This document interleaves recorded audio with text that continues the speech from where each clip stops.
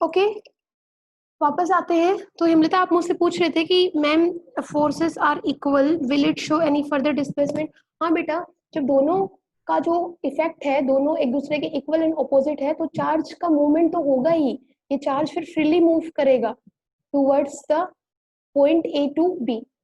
इसके ऊपर net force 0 हो जाएगा और ये इजिली ए से बी पॉइंट तक जाएगा। ठीक है, अब हम बात कर रहे थे कि जैसे आप हर पॉइंट पे इसके ऊपर वर्क डन कर रहे हो तो इस वर्क डन को ये चार्ज अपने अंदर स्टोर कर रहा है किस फॉर्म में? पोटेंशियल एनर्जी की फॉर्म में। तो यहाँ पे जो पोटेंशियल एनर्जी थी इस चार्ज की वो ज्यादा थी किससे? इस पॉइंट से, इस पॉइंट से, इस पॉइंट से। तो हर बार जब आप टूवर्ड्स द इलेक्ट्रिक फील्ड या इलेक्ट्रिक फील्ड में आने की कोशिश करोगे तो क्या होगा कि इलेक्ट्रिक इसका जो पोटेंशियल एनर्जी है वो क्या होती जाएगी? बढ़ती जाएगी। ठीक है,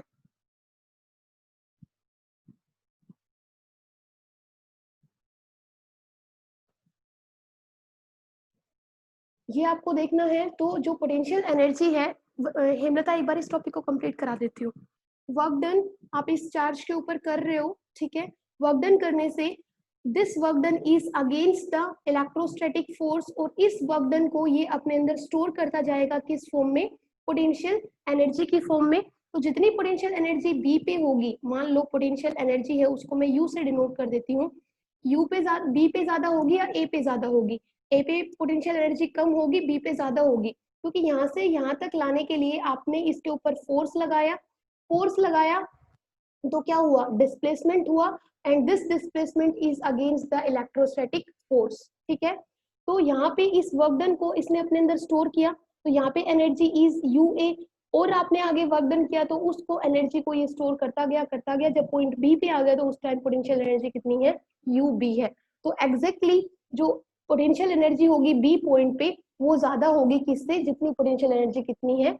ए पे। ठीक है, तो कहना इसे कि जो पोटेंशियल एनर्जी है बी पे वो ज्यादा है किससे? यू से। तो इन दोनों के पोटेंशियल एनर्जी के बीच में भी कुछ डिफरेंस मिलेगा। जितना आपके चार्ज की एनर्जी है बी पॉइंट पे और जितनी एनर्जी है ए पॉइंट पे, उन दोनों के बीच में डिफरेंस मिलेगा, और उस डिफरेंस को हम किससे डिनोट करेंगे? डेल्टा यू से डिनोट करेंगे। और ये आपके पास क्या हो जाएगा? Work done. ये पोटेंशियल एनर्जी जो है वो किसके इक्वल होगी? जो डिफरेंस आया है दोनों का वो कितना है?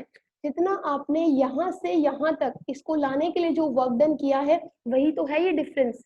प्लीज एक बार इसको समझना कि ए पॉइंट से बी पे लाने के लिए जितना आपने वर्क डन किया था उसी वर्क डन को ये चार्ज अपने अंदर स्टोर करता गया, और ये जो वर्क डन है on the charge in bringing it from A to B, उसने अपने उस वर्क को अपने अंदर स्टोर कर लिया किस फॉर्म में? पोटेंशियल एनर्जी की फॉर्म में।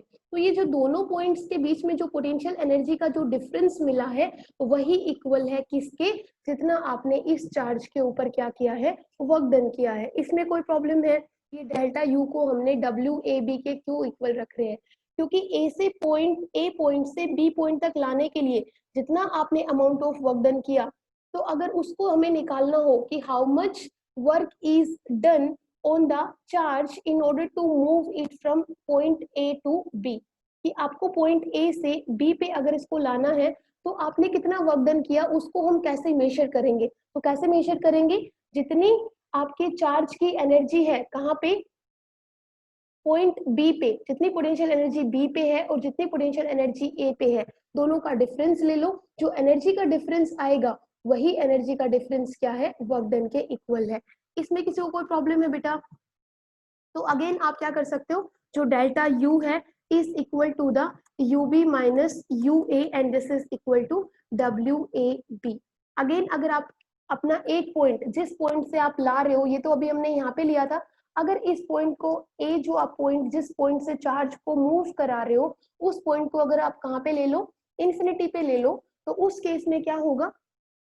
उस पे अगर आप उसको इंफिनिटी पे ले रहे हो तो यहाँ पे अगेन हमारी इक्वेशन चेंज हो जाएगी, इसको हम इंफिनिटी ले लेंगे, दिस इज बी, और अब ये क्या हो जाएगा?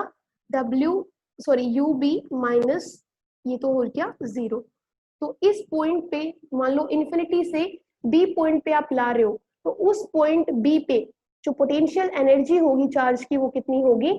जो आपने वर्क डन किया सिंपली कहाँ से कहाँ लाने के लिए? इंफिनिटी से बी पे लाने के लिए। ये चीज क्लियर है कि सपोज आपको किसी एक पॉइंट पे जो पॉइंट ये आपके पास इलेक्ट्रोस्टैटिक फील्ड है O, दिस इज O, यहाँ पे चार्ज रखा हुआ है प्लस Q, ये आपके पास पॉइंट था A। अगर A पॉइंट पे मान लो B कहाँ पे है, इंफिनिटी, इंफिनिटी से इस पॉइंट पे लाना चाहते हो तो कैसे करोगे, जितना अमाउंट ऑफ वर्क डन किया आपने एक चार्ज को, यूनिट पॉजिटिव चार्ज को, in order to bring it from infinity to this point which is present in the electric field of another charge, तो वो कितना होगा, अमाउंट ऑफ वर्क डन होगा जितना आपने किया, और वही अमाउंट ऑफ वर्क डन किसके इक्वल होगा, पोटेंशियल एनर्जी के इक्वल होगा। किसी को कोई डाउट यहाँ पे? मुझे एक छोटा सा टॉपिक और कराना है, हेमलता मैं आपके पास आती हूँ पर्सनली, एक पॉइंट मुझे आपको और कराना है कि जो ये इलेक्ट्रोस्टैटिक फोर्स पढ़ा है हमने, ठीक है, और इलेक्ट्रोस्टैटिक फील्ड पढ़ रहे हो, ये कैसे है, ये कंजर्वेटिव इन नेचर है। कंजर्वेटिव इन नेचर मतलब आप कोई भी पाथ फॉलो करो, does not depend on the path, only depends on the initial position and final position, ठीक है, इनिशियल पोजीशन और फाइनल पोजीशन पे ही ये डिपेंड करेंगे। अब इसी को समझने के लिए कि कैसे ये कंजर्वेटिव फोर्सेस है, उसके लिए देखते हैं हम यहाँ पे टॉपिक लिखेंगे जो आपके इलेक्ट्रोस्टैटिक फोर्सेस हैं वो कैसे हैं, आर कंजर्वेटिव।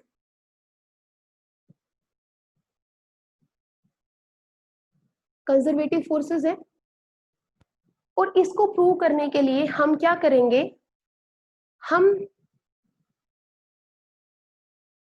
ये शो करेंगे कि जितना हम वर्क डन करते हैं एक यूनिट पॉजिटिव चार्ज को मूव करने के लिए एक क्लोज्ड पाथ के अलोंग, वो कितना है, जीरो। देखो मान लो ये आपके पास चार्ज है ए, और ये पॉइंट है ए, ये पॉइंट है बी, बी से आप किसी चार्ज को, या ए से बी पे आप मान लो किसी चार्ज को लेके गए, ठीक है, और फिर बी से ए पे लेके आए, ठीक है, तो ये कैसा पाथ हो गया, एक क्लोज्ड पाथ हो गया। हम यहाँ पे क्या करना चाहते हैं कि electrostatic are conservative in nature, ये शो करने के लिए हम क्या शो करेंगे यहाँ पे, ये दिखाने के लिए हम ये शो करेंगे कि जितना अमाउंट ऑफ वर्क डन हमें लगा इसमें एक यूनिट पॉजिटिव चार्ज को मूव कराने के लिए अलोंग द क्लोज्ड पाथ, वो कितना है, जीरो। अगर हम किसी तरीके से ये शो कर दें कि amount of work done in carrying a unit positive charge along a closed path, वो कितना है, वर्क डन जीरो है, कि अगर आपके पास एक चार्ज है उसको अगर आप एक क्लोज्ड पाथ के अलोंग मूव करा रहे हो और जो टोटल वर्क डन लगा वो कितना है, जीरो। अगर हम किसी तरीके से ये शो कर दे तो हम ये शो कर पाएंगे कि इलेक्ट्रोस्टैटिक फोर्सेस का नेचर कैसा होता है, कंजर्वेटिव नेचर होता है। तो देखो बेटा, ये पॉइंट ए है, ये पॉइंट बी है, ठीक है, मैंने एक यूनिट पॉजिटिव चार्ज को मूव कराया अलोंग द पाथ एल, ये पाथ कौन सा है, एल।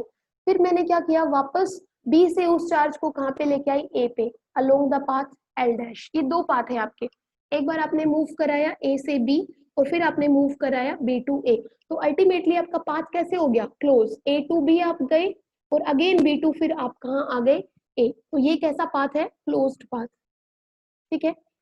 अगर हम किसी तरीके से ये शो कर पाए कि चार्ज को अगर हम एक क्लोज्ड पाथ के अलोंग जब मूव करा रहे हैं तो जो वर्क डन लग रहा है that is zero, then we would be able to prove that electrostatic forces कैसे हैं, कंजर्वेटिव फोर्सेस है, ठीक है। ये कॉन्ट्राडिक्टरी स्टेटमेंट है, हम ये अज्यूम करके चल रहे हैं कि अगर जो इलेक्ट्रोस्टैटिक फोर्सेस हैं उनका अगर कंजर्वेटिव नेचर अगर हमें शो करना है तो हमें ये शो करना पड़ेगा कि किसी भी चार्ज को अगर एक क्लोज्ड पाथ के अलोंग हम मूव कराते हैं तो मूव कराने में जो वर्क डन लगता है वो कितना लगता है, जीरो। तो हमें ये शो करना है, तो उसके लिए कैसे करेंगे, मान लो आप पॉइंट ए से बी तक लेके गए चार्ज को अलोंग द पाथ एल, तो उस केस में जो आपने वर्क डन किया, work done from A to B, ठीक है, और ये यूनिट पॉजिटिव चार्ज था, मान लो इसको क्यू नोट ले लेते हैं, यूनिट वर्क डन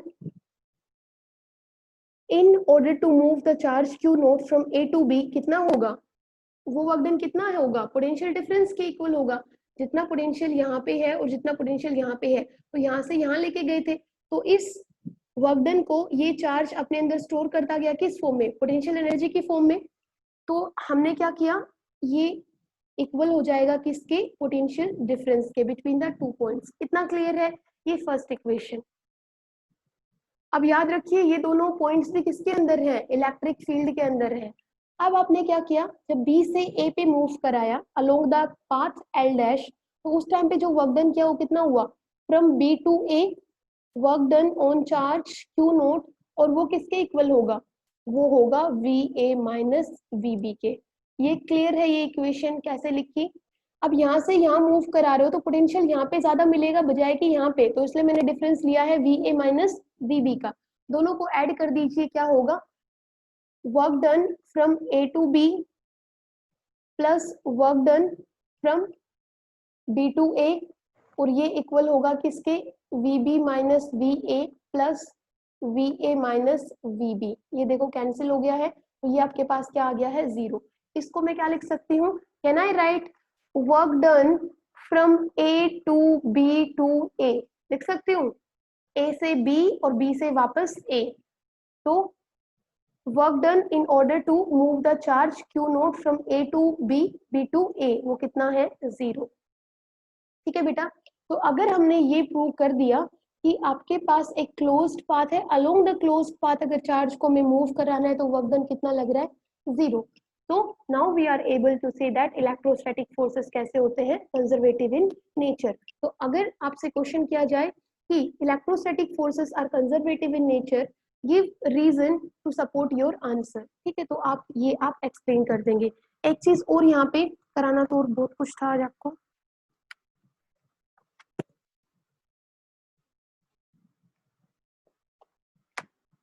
मैथमेटिकली हम इस चीज को जो अभी हमने प्रूव की है उसको आप कैसे लिख सकते हो, उसको आप ये लिख सकते हो,